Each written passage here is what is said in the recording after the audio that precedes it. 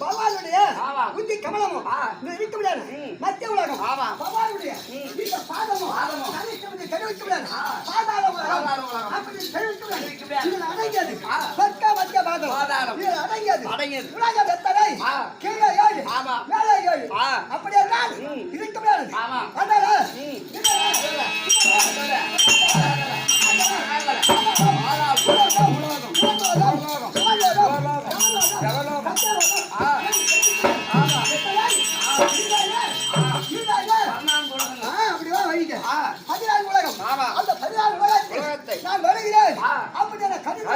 என்னுடைய நாடு அது எங்க இருக்கிறது?